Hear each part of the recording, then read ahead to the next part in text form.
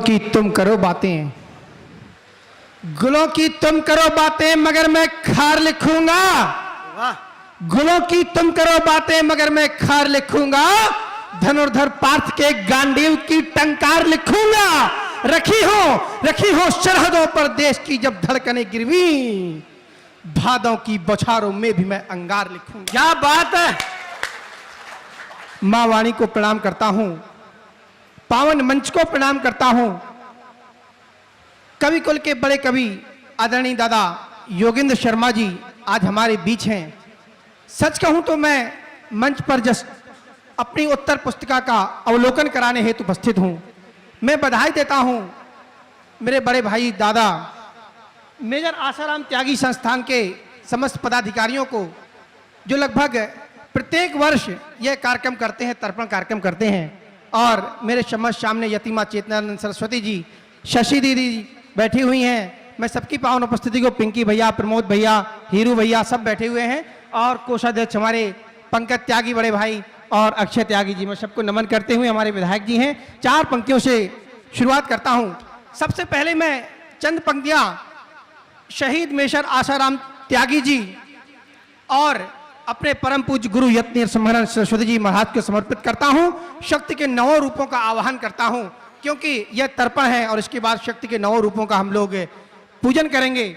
तो मैं निवेदन करता हूं, इस तरह प्रणाम करता हूं कि कौन थे, क्यों हम लोग इतने शौर्य पराक्रम का परिचय देते हैं, हमारे ऊपर किनकी कृपा होती है। मैं कहता हूं, मैं निवेदन करता हूं दीदी कि जिनको मिली शैलपुत्री के त्रिशूल की शक्ति हो, जिनको मिली शैलपुत्री के त्रिशूल की शक्ति हो, जिनको मिली शैलपुत्री के त्रिशूल की शक्ति हो, ब्रह्मचारिणी मां ने सौंपी जिसे कमंडल भक्ति हो, चंद्रघंटा मात के जो चरणों में लेटे हो, धनुष शक्ति मां कुष्मांडा की दोनों हाथ समेटे हो, धनुष शक्ति मां कुष्मांडा की दोनों हाथ समेटे हो, स्कंद मात की पूजा जो पूरे मन से करते हो, स्कंद मात की पूजा जो पूरे मन से करते हो, खड्गधार के कात्यायनी की रण खेतों में विचरते हो, सिद्धिदात्र का काल रात्रि का तेसरा जिनकी आंखों से बहता हो, महागौरी मां का त्रिशूल जिनकी रक्षा को रहता हो, सिद्धिदात्र की सिद्ध लिए वो पहले धर्म बचाता है।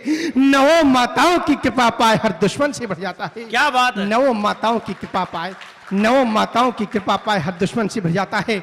और एक छंद कहता हूं मैं, जब देखता हूं कि समाज में राम कृष्ण बुद्ध और चित्रगुप्त परशुराम सभी भगवानों को, देवों को अलग अलग रूपों में देखा जाता है, विभिन्न संगठन होते हैं। मैं एक छंद उनके नाम निवेदन करता हूं कि जान लीजिए कौन थे। कि सृष्टि का आधार रहा धर्म सनातन है, ऐसे ऊंची नीचे भेद वाले दंश में न बांटिए। सृष्टि का आधार रहा धर्म सनातन है, ऐसे ऊंची नीचे भेद वाले दंश में न बांटिए।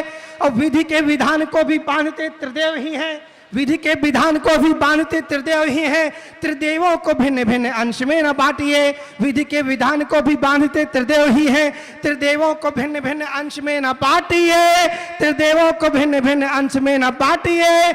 इन्हें देख, और विधि के विधान को भी बांधते त्रिदेव ही हैं, त्रिदेवों को भिन्न भिन्न अंश में न बांटिए। सृष्टि के कल्याण हेतु जन्मते हैं प्रभु यहाँ, सृष्टि के कल्याण हेतु जन्मते हैं प्रभु यहाँ, इन्हें जोड़ जातियों से भ्रंश में न बांटिए। एक ध्वज भगवा के नीचे सब खड़े रहें, ईश्वर के अंश को तो वंश में न बांटिए, ईश्वर के अंश को तो वंश में न बांटिए, ईश्वर के अंश को तो वंश में न बांटिए। और मैं प्रणाम करता हूं 1857 के उन क्रांतिकारियों को, इन 4 पंक्तियों से जहां पर क्रांति की ज्वाला प्रज्वलित हुई, उस धरती को नमन करता हूं कि धन्य मात भारती है, धन्य मात भारती है, ऐसे वीर लालना से स्वाभिमान संग शान जैसे ने बढ़ाई है। भैया इसका थोड़ा इको कम करके आवाज बढ़ा दो, माइक बहुत साउंड खींच रहा है, गला भर रहा है। मैं कहता हूं कि धन्य मात भारती है, धन्य मात भारती है, ऐसे वीर लालना से स्वाभिमान संग शान जिसने बढ़ाई है। कुल राज्य काज धर्म प्रजा की सुरक्षा हेतु, कुल राज्य काज धर्म प्रजा की सुरक्षा हेतु मिली जो समक्ष जिम्मेदारी वो निभाई है, मिली जो समक्ष जिम्मेदारी वो निभाई है। और मातृभूमि रक्षा हेतु अट्टहास कर लड़ी, मातृभूमि रक्षा हेतु अट्टहास कर लड़ी, किंतु गुलामी की बख्शीश ना बंधाई है। गोरों को काट काली काली धारा लाल की पे गोरी कौम उसे कभी छू भी नहीं पाई, गोरी कौम उसे कभी छू भी नहीं पाई है, गोरी कौम उसे कभी छू भी नहीं पाई है।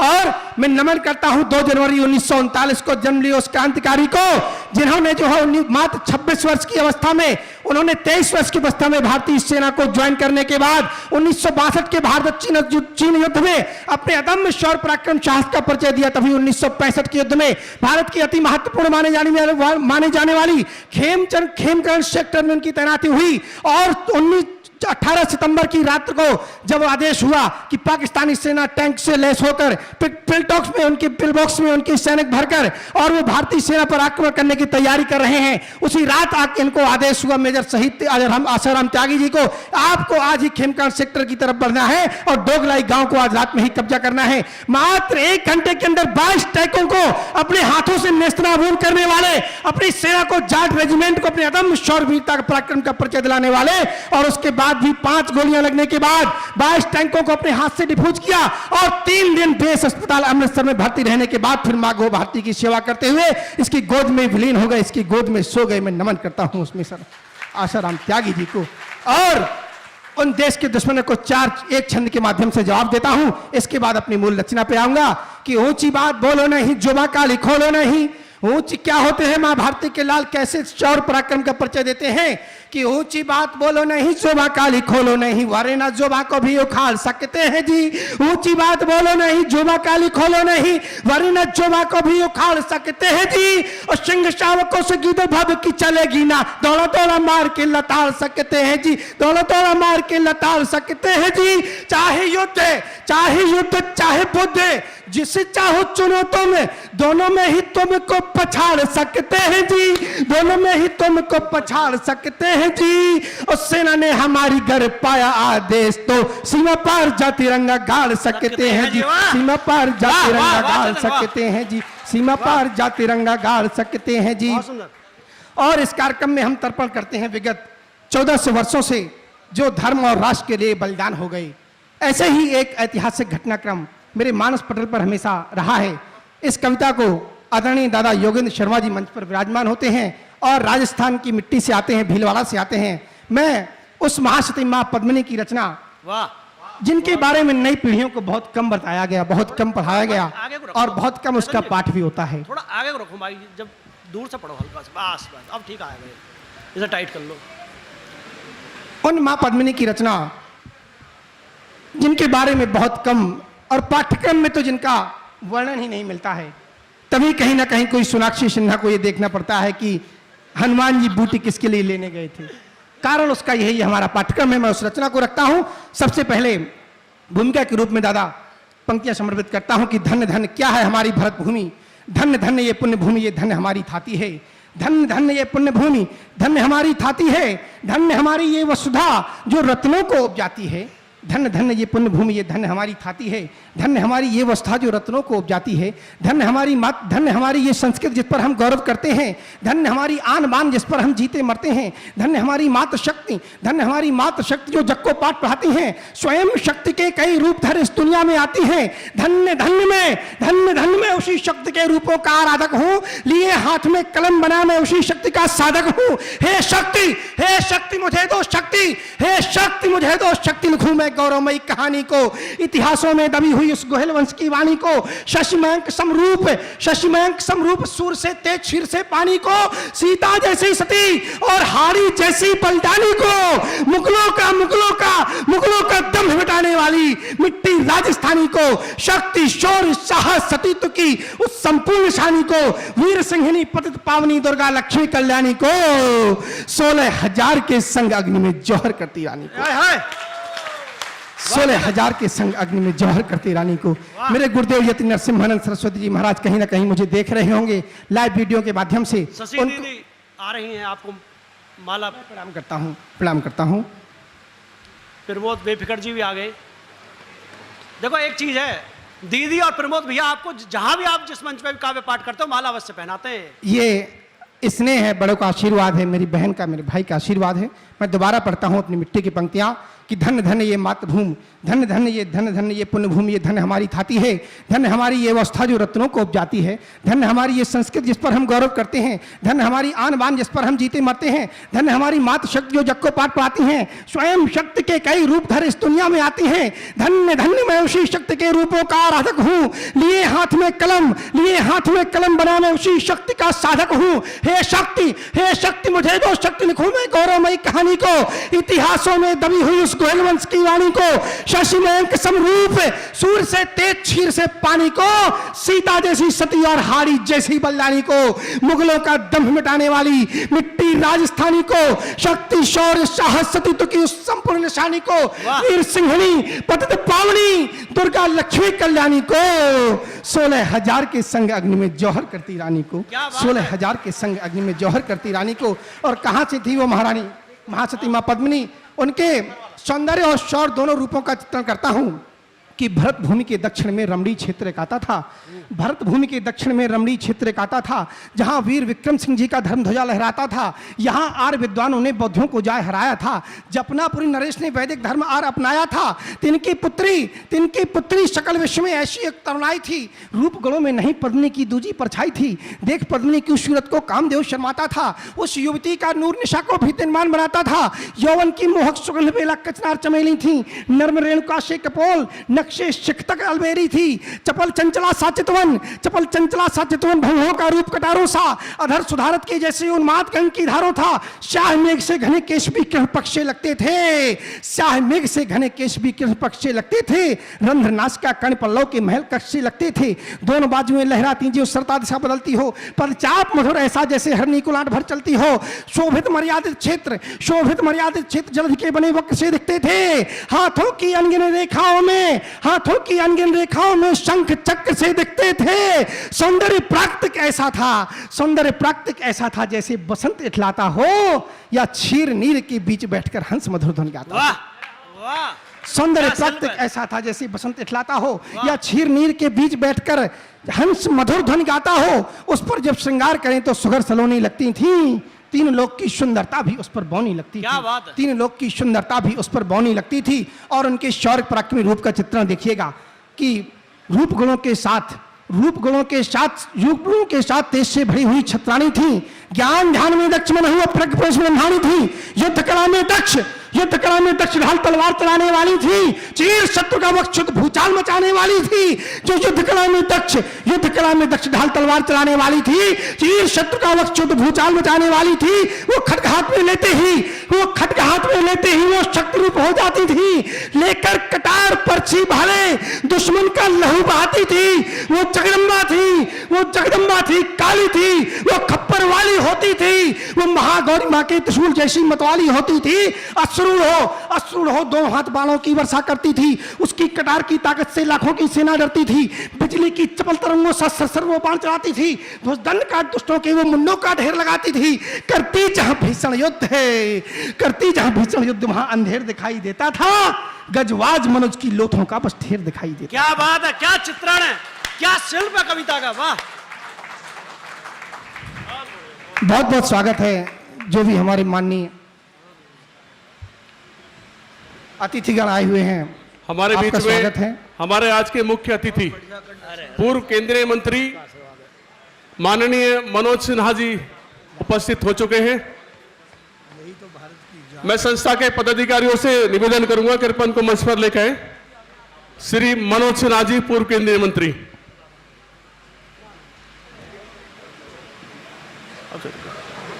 बहुत बहुत स्वागत है और ट्रू मीडिया और साइबर सिपाही को मैं बधाई देता हूं, पूरे कार्यक्रम का ब्रॉडकास्ट कर रहे हैं और रिकॉर्डिंग कर रहे हैं। मैं पंक्तियां निवेदन करता हूं, महासती महारानी पद्मिनी के शौर्य और पराक्रम का चित्रण, उनके युद्ध कला का दक्षता का चित्रण कि रूप गुणों के साथ। आपका बहुत बहुत स्वागत है, पंक्तियां निवेदन करता हूं। और मैं शहीदों के सम्मान का कार्यक्रम है, शहीदों के लिए कहा करता है हमेशा कि शहीदों को नवाओ मात से निष्काम होते हैं, कि हम यहाँ पर बैठे हुए हैं और मोदी नगर मुरादनगर की हजारों सड़कें गांवों के नाम शहीद मेजर आसाराम त्यागी जी के नाम पर रखे गए हैं। क्यों कहते हैं कि शहीदों को नवाओ माथिए निष्काम होते हैं, शहीदों को नवाओ माथिए निष्काम होते हैं। शहीद ही कृष्ण की मूरत, शहीद ही राम होते हैं। और शहीदों की शहादत को कभी मत तोलना यारो, शहीदों के जन्म स्थल ही पावन धाम होते हैं। शहीदों के जन्म स्थल ही पावन धाम होते हैं। और जब मंच पर कवि विराजमान होते हैं, ये मां शारदे के पुत्र किसका रूप होते हैं, किसकी वाणी होते हैं। चार पंक्तियां कि अक्षर अक्षर के पूजक हैं, अक्षर अक्षर के पूजक हैं, वाणी के आराधक ये हैं। अक्षर अक्षर के पूजक हैं, वाणी के आराधक ये हैं। मानवीय मूलों के रक्षक, शब्दों के भी साधक ये हैं। मानवीय मूलों के रक्षक, शब्दों के भी साधक ये हैं। राष्ट्र धर्म के परम हितैषी, राष्ट्र धर्म के परम हितैषी स्वदेशी अंदाज ही है। राष्ट्र धर्म के परम हितैषी स्वदेशी अंदाज ही है। संत जनों की चरण धूलि व शहंशाह के ताज ही है। संत जनों की चरण धूलि व शहंशाह के ताज ही है। पीराओं के गायक भी हैं, पीराओं के गायक भी हैं। राष्ट्र धर्म के पोषक ये है। देवलोक के, स्वर्गलोक के देवसुरों के धरती में उद्घोषक ये हैं। स्वर्गलोक के देवसुरों के, तो जो वाणी स्वर्गलोक से धरती में उतरती है उसके उद्घोषक हमारे कवि होते हैं। मैं पंक्तियां पढ़ता हूं दोबारा। महासती पद्मिनी के चित्रण, उनके पराक्रम का चित्रण, उनकी युद्ध कौशलता का चित्रण।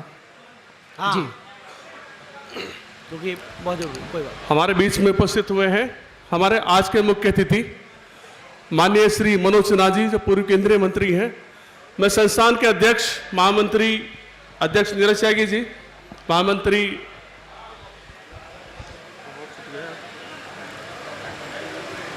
अक्षय जी, संजय बेहड़ी जी, प्रमोद जी, नरेंद्र काकड़ा जी, जितने भी पदाधिकारी हैं वो सभी बुके देकर मुख्य अतिथि का सम्मान करें।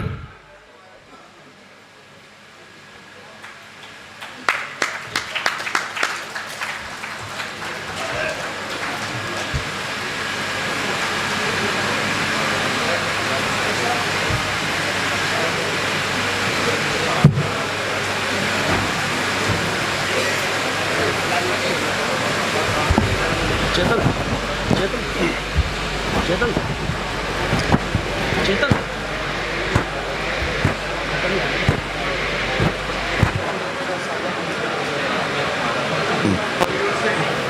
हेलो, रविवार से मैं क्षमा मांगता हूं कि बीच बीच में आपको कष्ट हो रहा है, कोई बात नहीं भाई साहब। लेकिन व्यवस्था कुछ इस तरह की है। आप अपना काव्य पाठ जारी रखें। धन्यवाद। बहुत बहुत स्वागत है। होता है कभी कभी ऐसा, पूड़ी बन रही होती है और बीच में अगर पालक पूड़ी की आवश्यकता होती है तो चार वो भी बीच में डाल देते हैं। मैं पुनः शुरू होता हूं कि सीता बनकर के लपटों से ये निकलेगी, सीता बनकर के लपटों से ये निकलेगी, भीषण तूफानों के आगे नहीं हिलेगी। काल प्याल के सर पर चढ़ बांसुरी बजाती, ये कब की है कलम साथियों, युग बदलेगी। ये कब की है कलम साथियों, युग बदलेगी, युग बदलेगी। और पुनः उन्हीं पंक्तियों की तरफ चलता हूं। मां पद्मिनी के युद्ध दक्षता का चित्रण कि रूप गुणों के साथ तेज से भरी हुई छत्राणी थी। ज्ञान ध्यान में दक्ष मन हुआ पूर्ण प्रज्ञ ब्रह्माणी थी। ज्ञान ध्यान में दक्ष मन हुआ पूर्ण प्रज्ञ ब्रह्माणी थी। युद्ध कला में दक्ष ढाल तलवार चलाने वाली थी। चीर शत्रु का वक्त शुद्ध भूचाल मचाने वाली थी। खड्ग हाथ में लेते ही वो शक्ति रूप हो जाती थी। लेकर कटार परछी भाले दुश्मन का लहू बहाती थी। वो जगदम्बा थी, वो काली थी, वो खप्पर वाली होती थी। वो महागौरी मां के त्रिशूल जैसी मतवाली होती थी। वो महागौरी मां के त्रिशूल जैसी मतवाली होती थी। अश्रु दोनों हाथ बाणों की वर्षा करती थी। बिजली की चपल तरंगों से सरसर वो पान चलाती थी। दंड का दुष्टों के वो मुंडों का ढेर लगाती थी। करती जब भीषण युद्ध वहां अंधेर दिखाई देता था। गजवाज मनुष्य की लोथों का बस ढेर दिखाई देता था। जो सम रूप में राधा जैसी सरल सर्जना होती थी। रौद्र रूप में कुरुक्षेत्र की कृष्ण गर्जना होती थी। रौद्र रूप में कुरुक्षेत्र की कृष्ण गर्जना होती थी। रौद्र रूप में कुरुक्षेत्र की कृष्ण गर्जना होती थी। और मैं इनके विवाह का चित्रण छोड़ता हूं। और एक जो दिल्ली का दृश्य है, गोरा बादल के अप्रतिम शौर्य बलिदान का दृश्य, उनके पराक्रम का।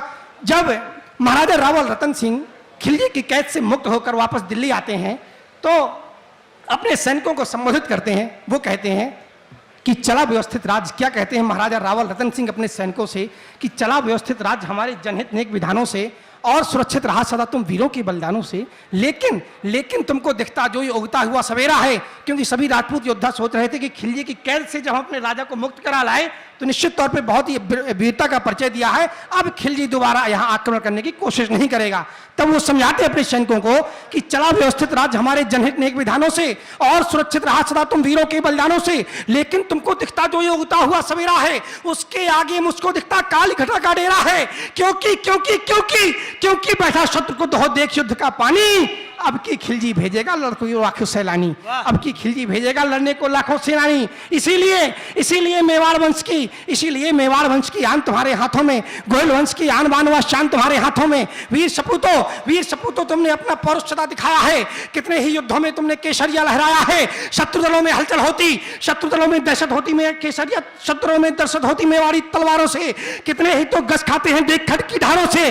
कितनी तो सेनाएं तुमसे युद्ध छोड़कर भागी है, कितनों में डर से मेवाड़ी सीमा कभी न लागी है। कितने ही रणवीर शूरमा पानी पानी चिल्लाए हैं, कितने तो इस पानी से हो पानी पानी घबराए हैं।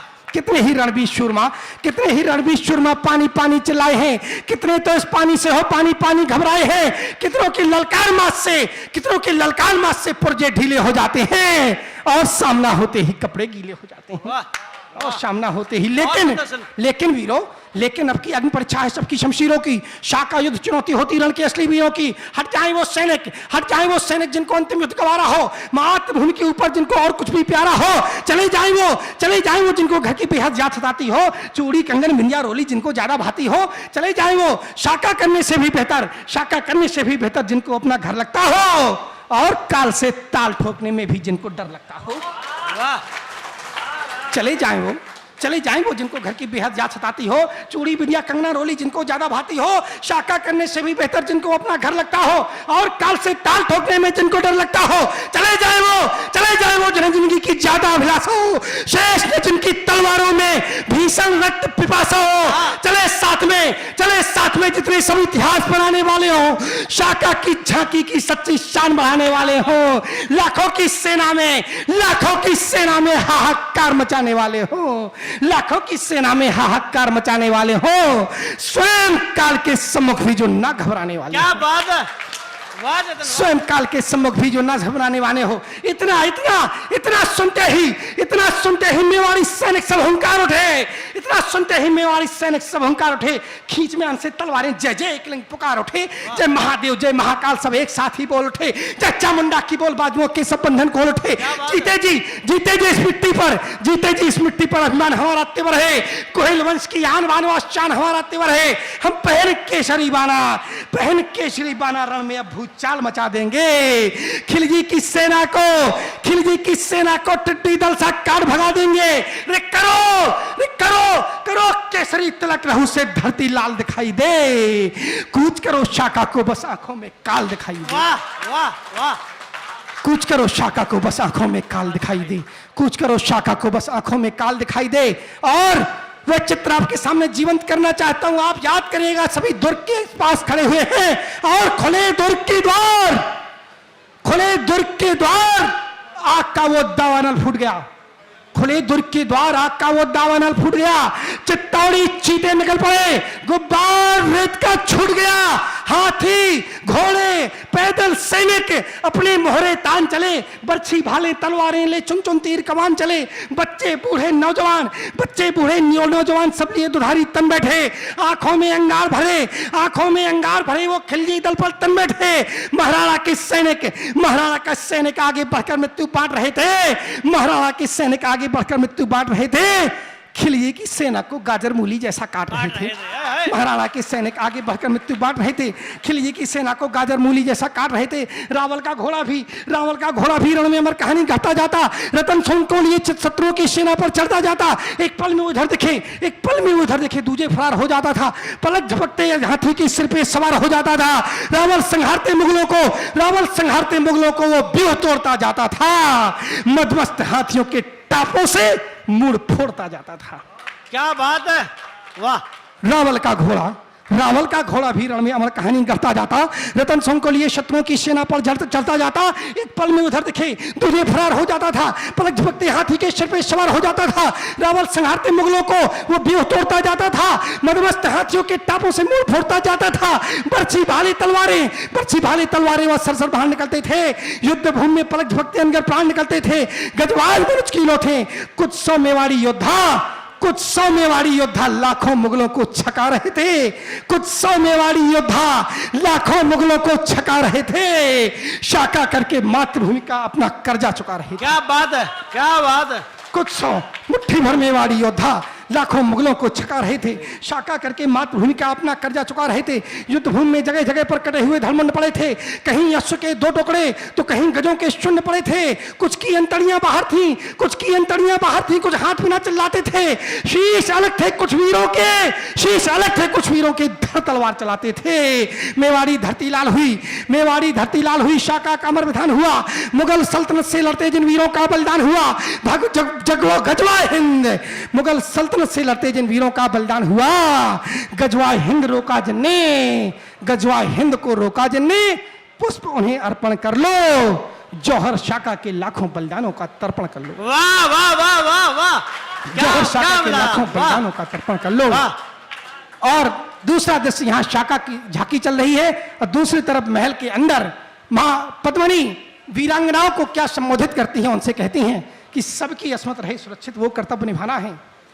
वो उन्हें पता था कि शाका अंतिम विकल्प होता है, जब शाका होता है तो उसके बाद हमें जो है जौहर उसके पूर्व करना ही करना है, अन्यथा परिणाम कुछ अलग हो सकता। उन्होंने कहा कि सबकी अस्मत रहे सुरक्षित वो कर्तव्य निभाना है, चित्तौड़ दुर्ग के अंदर मुझको उत्सव भव मनाना है, याद करे जिसको दुनिया में ऐसी शिक्षा दे जाऊं, कुल का गौरव अमर रहे वो अग्नि परीक्षा दे जाऊं, कोई दरिंदा जीते जी इस छाया को ना छू पाए, और मृत्यु के बाद तपी इस काया को ना छू पाए, जिसे सोचकर मुगल पीढ़ियां कई जन्म तक शंकित हो, अमर कथा का यही पाठ्यक्रम इतिहासों में अंकित हो, पतिव्रताओं का धर्म मिटे, इतने कच्चे जज्बात नहीं, दुर्ग जीत पद्मन को पाले, खिलिए की औकात नहीं। क्या बात है, वाह वाह। पतिव्रताओं का धर्म मिटे, इतने कच्चे जज्बात नहीं, दुर्ग जीत पद्मन को पाले, खिल्ली की औकात नहीं, छत्राणी के ऐसे तेवर सबके अंतस उतर गए, जौहर के पावन यज्ञ हेतु सबके मुखमंडल अखंड निकल गए, सबने अखंड संकल्प लिया उस दिव्य कुंड में जलने का, इस शरीर को त्याग आत्मा का परिधान बदलने का, जय एक लिंग की बोल एक ईश्वर मिलीन हो जाने को, इस पंच तत्व की काया को पांचों में पुनः मिलाने को। क्या बात। जय एक लिंग की बोल एक ईश्वर मिलीन हो जाने को, पंच तत्व की काया को पांचों में पुनः मिलाने को, जौहर का धरने को खुद को तैयार लगे करनी, सभी सुहागन खुशी 16 श्रृंगार लगी करने। और क्या थे वो 16 श्रृंगार कि पहला श्रृंगार स्नान किया श्रृंगार प्रथम तो जलधारा भी चमक रही थी, दूजे सुर्ख सुहागन की सुंदर साड़ी दमक रही थी, नैनों में काजल स्याह माथ पे बिंदी लाल लगाई थी, सिंदूर सुहाग का धार ऊपर बेंदी लटकाई थी, पायल महावर बेंदिया बिछिया महावर भी किया, नथ कर्ण कुंडल बाजबन व बाल पे गजरा लिया, कुछ पल में ही सभी देवियां सुरंग के द्वार खड़ी हैं, उसके भीतर अग्निकुंड में जलने को तैयार खड़ी हैं। और अंतिम पंक्तियां कहता हूं कि कुछ पल में ही सभी देवियां उस सुरंग के द्वार खड़ी हैं, उसके भीतर अग्निकुंड में जलने को तैयार खड़ी हैं। अग्निकुंड की ज्वाला में भी अद्भुत ही ज्वालाएं हैं, अग्निकुंड की लपटों में भी अद्भुत ही ज्वालाएं हैं, मानो अग्निदेव उन सबको घर ले जाने आए हैं। कभी लगे कि अग्निकुंड में ज्वालामुखी पिघलता है, कभी लगे कि अग्निकुंड में ज्वालामुखी पिघलता है, कभी लगे कि अग्निकुंड में चक्र सुदर्शन चलता है, कभी लगे कि सिंधुतीर राघव ने चाप चढ़ाए हैं, कभी लगे कि सिंधुतीर राघव ने चाप चढ़ाई है, कभी लगे कि गोद होलिका के प्रहलाद समाये हैं, कभी लगे कि लपटों में खुद मां जगदम्बा आई है, कभी लगे कि लपटों में खुद मां जगदम्बा आई है, कभी लगे कि अग्नि परीक्षा देती सीता माई है, कभी लगे कि अग्नि परीक्षा देती सीता माई है, कभी लगे कि सूर्यदेव उनके समीप ही आते हैं, कभी लगे कि श्री कृष्ण केसरिया चीर बहाते हैं, कभी लगे कि श्री कृष्ण केसरिया चीर बहाते हैं। इतना इतना दिखते ही मां पद्मन अपना जौहर मना गई। दिव्य कुंड की ज्वाला को पावन पुनीत वो बना गई। जौहर में हुए जो अनगिनत बलिदानों का तर्पण कर लो, उन पर पुष्प सुमन अर्पण कर लो, पुष्प सुमन अर्पण कर लो। कितने सुंदर